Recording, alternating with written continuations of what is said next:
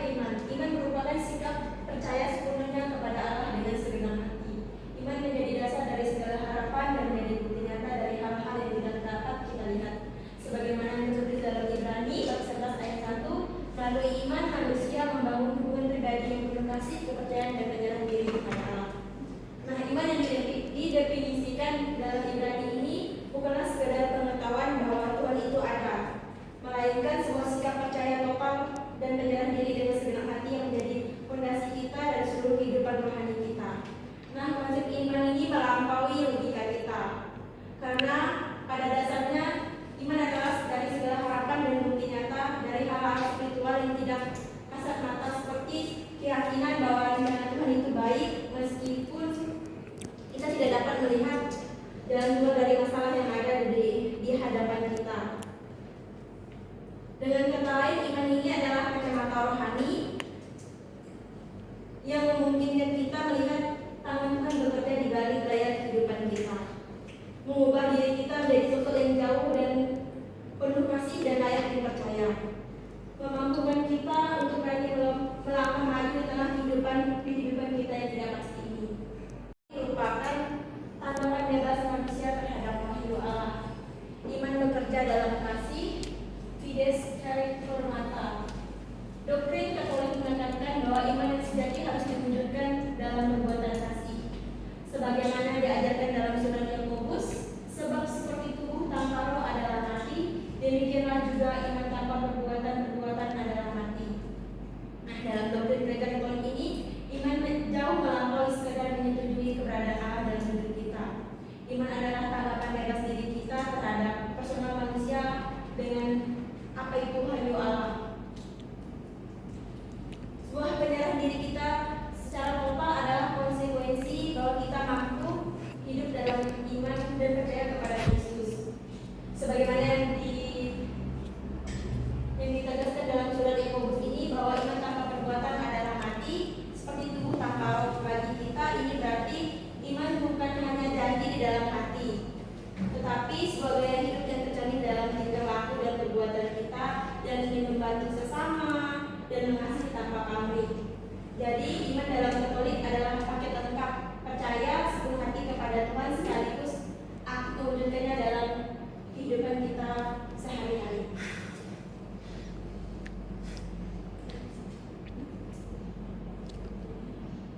Teman-teman semuanya, ini adalah sebagian dari materi yang kami sampaikan. Sekarang kami mau mengajak teman-teman untuk bangkit berdiri, kita nyanyi bersama. Teman-teman ada yang tahu nggak lagu? Oh ya. Apa kabar? Kita bergembira. Tepuk tangan, kedipkan matamu. Senyum ke kiri, senyum ke kanan. Berkeliling mencari yang lain. Tahu nggak? Tahu. Nah nanti pas waktu berkeliling berdua.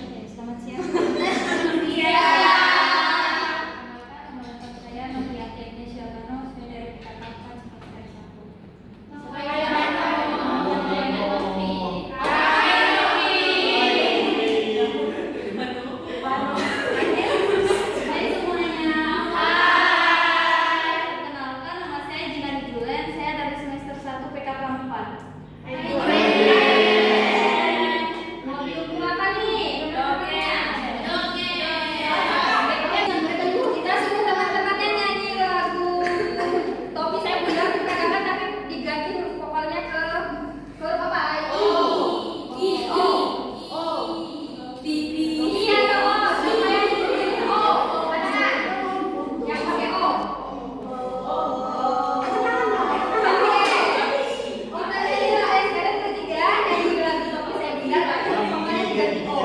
Diperagakan ya. Oke? Oh, nanti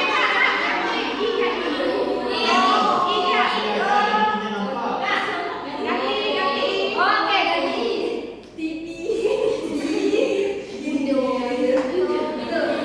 Harus senyum ya. Senyum.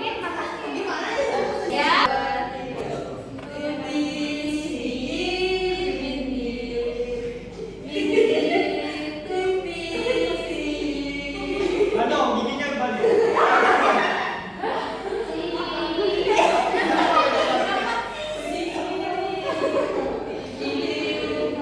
Kalau tidak punya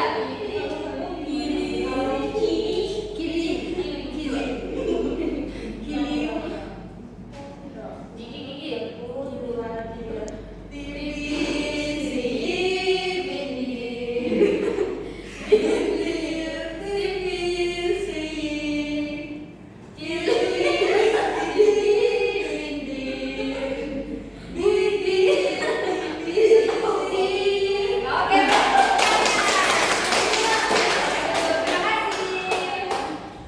Bang Arya, pada Bang Arya waktu dan tempat kami persilakan.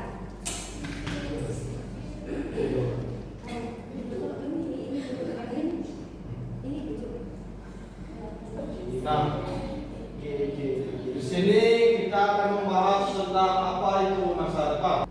Nah, sebelumnya masa depan adalah waktu yang akan datang dan segala sesuatu yang mungkin atau pasti akan terjadi di dalamnya. Terfokus dari harapan dan rencana di masa yang akan datang. Nah, terkait tentang materi masa depan ini, kita akan menonton video. Nanti tolong teman-teman cermati video ini. Nanti akan ditanya apa saja yang ada dalam isi, apa yang kalian pahami tentang isi dari video tentang masa depan tersebut.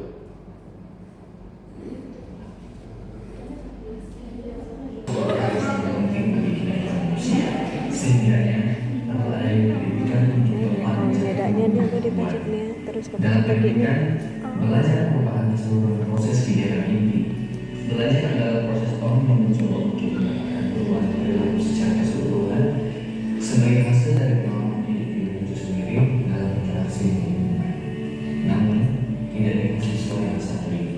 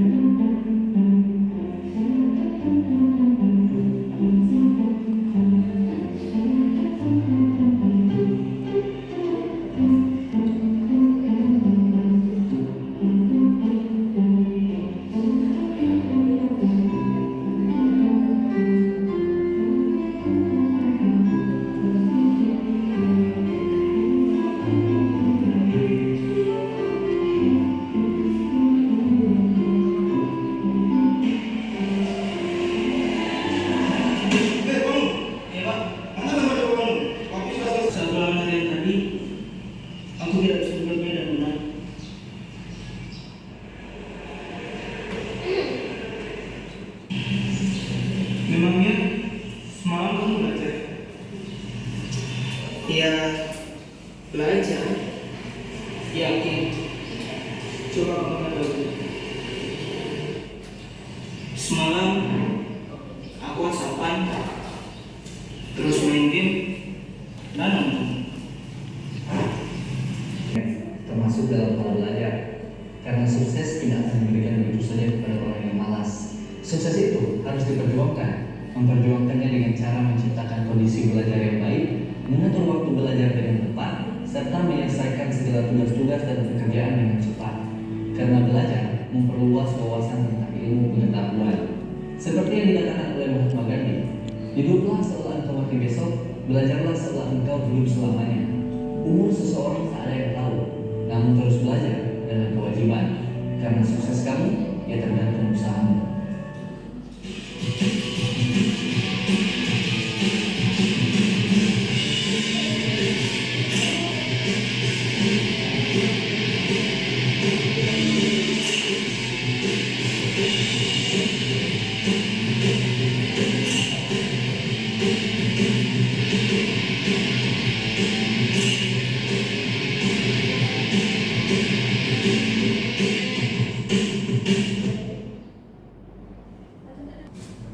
Nah, teman-teman, berdasarkan isi dari video tadi, apa yang kalian pahami tentang video tersebut?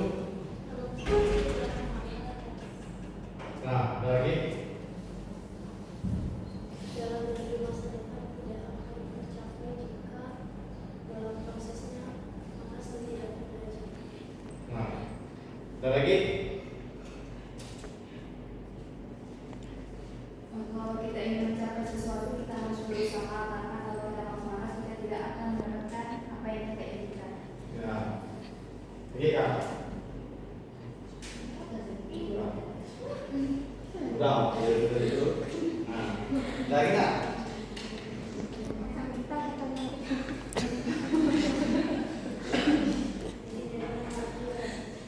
Lagi? Harus belajar. Nah.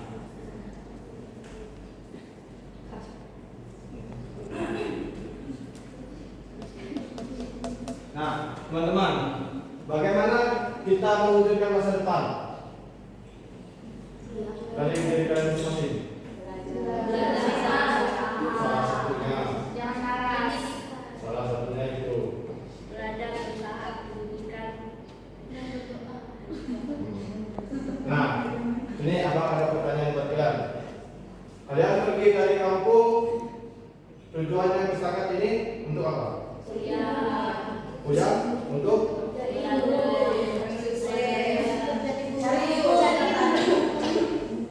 serius kan kalau saya kalian walaupun masih semester 1 di sini belajar? Bisa. Kadang-kadang nggak bosan. Ya, kadang bosan. Apalagi Apalagi? keperluan. Hah? Keperluan. Oh, itu melawan dan mengantuk. Yang kondisi. Nah, apalagi? Sampai mendengar manusia. Bosan. Nah, tujuan kalian kan kesini kan terutama itu kan untuk kuliah. Nah, perkuliahan itu lebih tepatnya apa tuh batu loncatan kalian sebagai menuju ke masa depan. Mungkin kalian teman-teman sudah tahu semua ya? Tahu kan? Belum. Nah, gini, kalian kuliah di sini sudah tahu belum basicnya nanti bakalan jadi apa?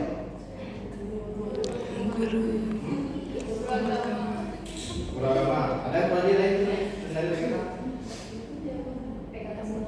Yang apa kan? Berarti tidak tahu semua nih. Tujuannya jadi apa? Belum. Harus jadi. Nah, tapi kan Karena memang tujuannya mau jadi. berarti udah tahu baratnya mana? Kalau masih ragu berarti belum tahu arahnya kemana. Nah, berarti kuliahnya udah ada tujuan gitu. Ya.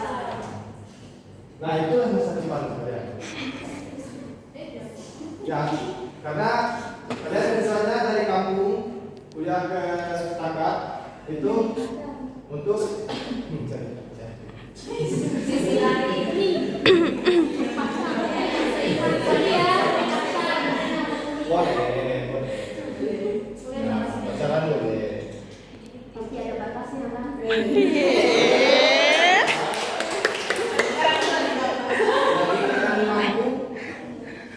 Tapi yang utama kalian kalau kita di kampung ke Pontianak ke Stakat ini kan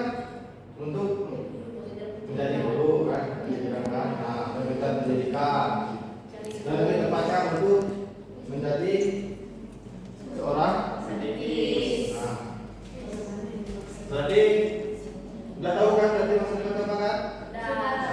Kita lanjut ke materi.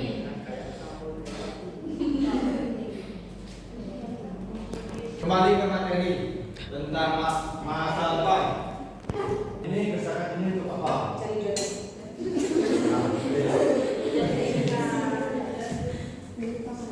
Karena masa depan itu bukan hanya waktu.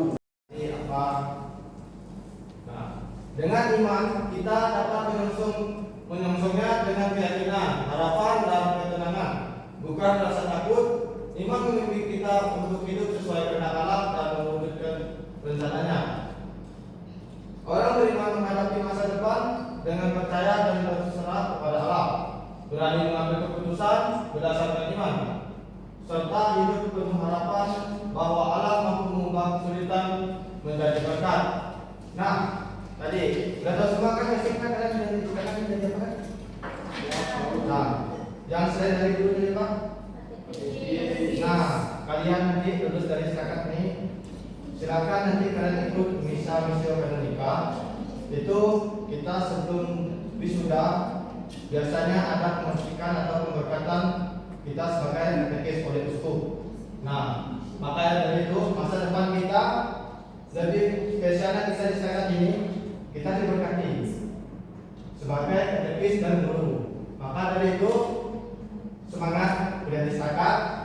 Nah, jangan ngantuk, jangan malas-malasan.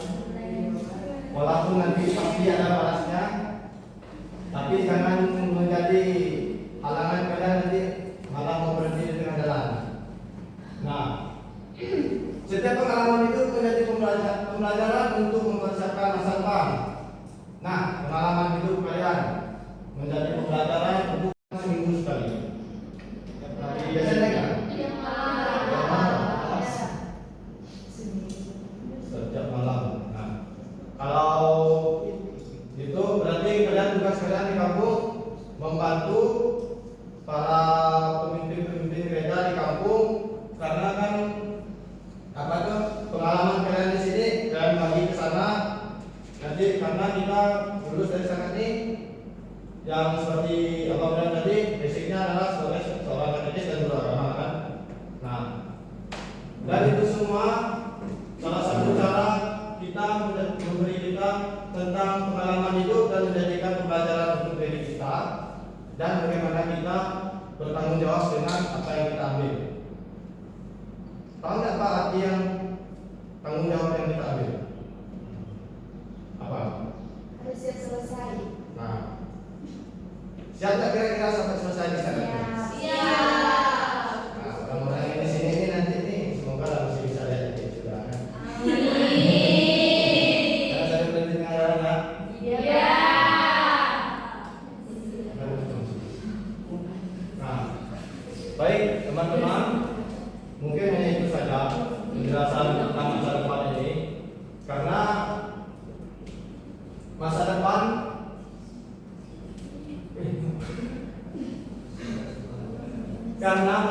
sungguh ada dan harapanmu tidak akan hilang.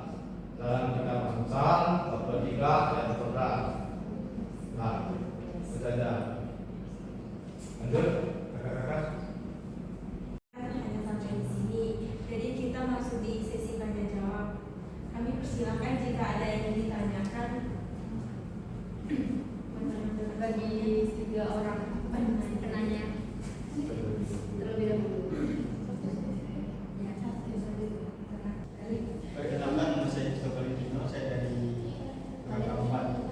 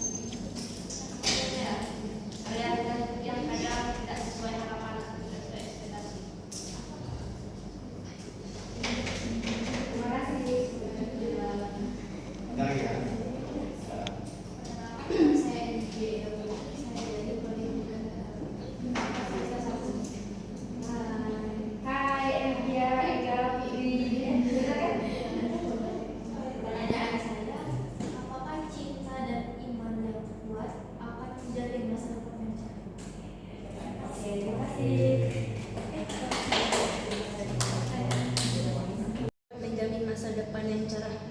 Kita seringkali keliru. Kita seringkali mengimpikan bahwa cinta dan iman ini berjalan beriringan. Padahal dalam iman Katolik mengatakan bahwa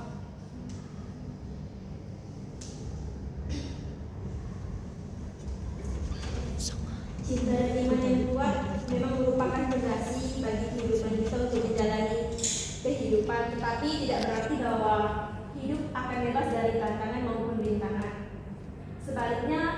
Namun sebaliknya, cinta dan iman justru menjadi kekuatan kita dalam menghadapi segala situasi yang termasuk penderitaan dan kesulitan yang kita hadapi. Yesus sendiri, seperti yang dilakukan Yesus sendiri rela menderita untuk menebus dosa-dosa kita. Nah, demikian kita kalau ingin mempunyai masa depan yang cerah, semuanya bakal pasti berawal dari perjuangan yang keras. Bagaimana kita berusaha untuk selalu kuat dalam mencapai impian-impian kita.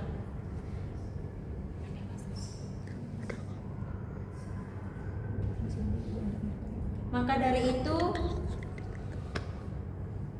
kita dalam menggapai cita-cita kita pasti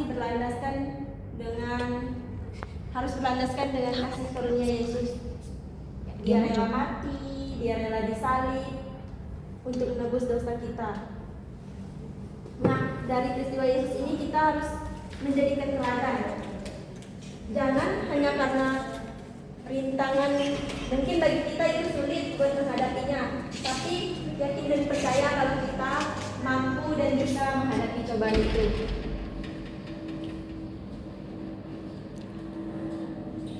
Nah, dalam Yohanes juga dikatakan, dalam dunia ini kamu akan mengalami kesusahan, tetapi percayalah, aku telah mengalahkan dunia. Nah, ayat ini mengingatkan kita bahwa iman kepada Kristus tidak menghilangkan salib yang ada dalam hidup kita, tetapi memberi kita kekuatan untuk mengikutinya dengan kasih dan harapan.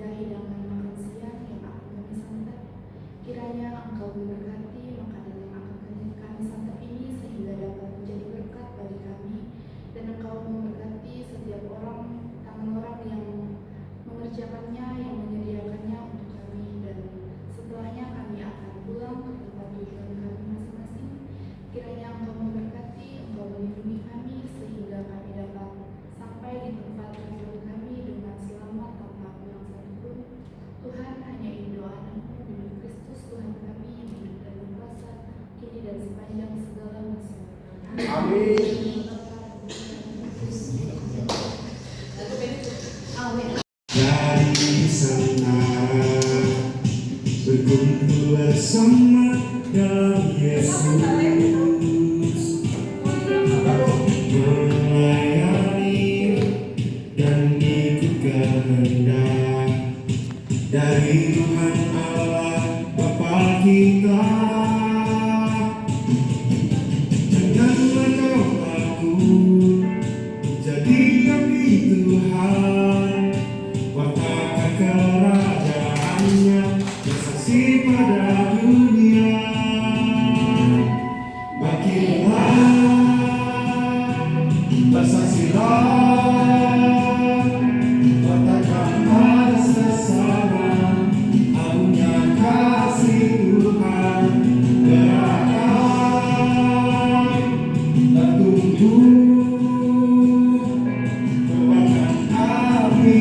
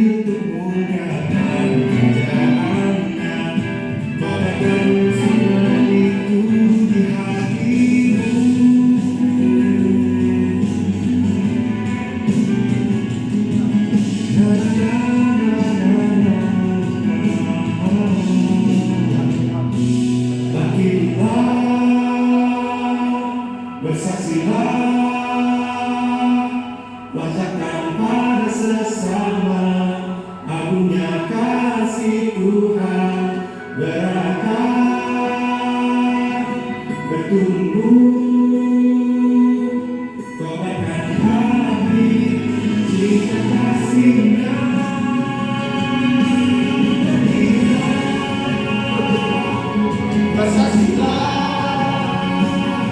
katakan pada sesama, agungnya kasih Tuhan, darahkan baku